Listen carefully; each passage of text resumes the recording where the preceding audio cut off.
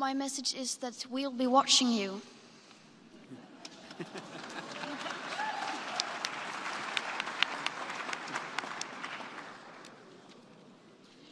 This is all wrong. I shouldn't be up here. I should be back in school on the other side of the ocean.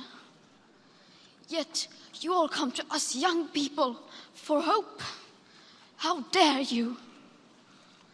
You have stolen my dreams and my childhood with your empty words, and yet I'm one of the lucky ones.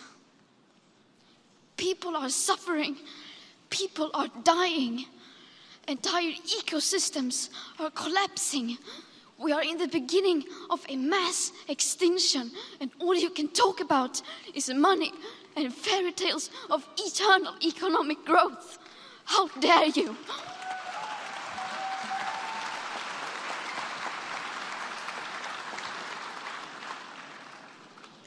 For more than 30 years, the science has been crystal clear. How dare you continue to look away and come here saying that you're doing enough when the politics and solutions needed are still nowhere in sight? You say you hear us and that you understand the urgency.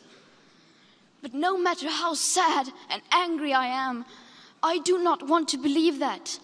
Because if you really understood the situation and still kept on failing to act, then you would be evil, and that I refuse to believe.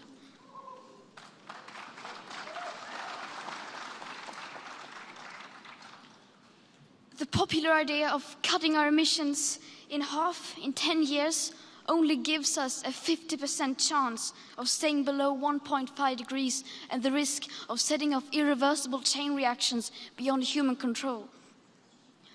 50% may be acceptable to you, but those numbers do not include tipping points, most feedback loops, additional warming hidden by toxic air pollution, or the aspects of equity and climate justice.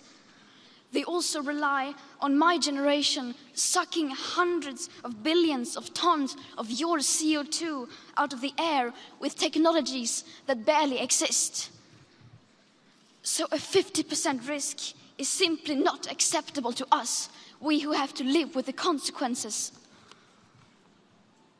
To have a 67% chance of staying below a 1.5 degrees of global temperature rise, the best odds given by the IPCC, the world had 420 gigatons of CO2 left to emit back on January 1st, 2018.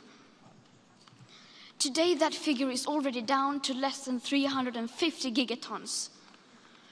How dare you pretend that this can be solved with just business as usual and some technical solutions? With today's emissions levels, that remaining CO2 budget will be entirely gone within less than 8.5 years.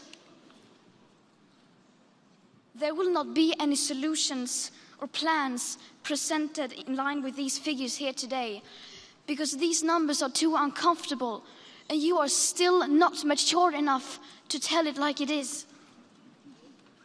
You are failing us. But the young people are starting to understand your betrayal.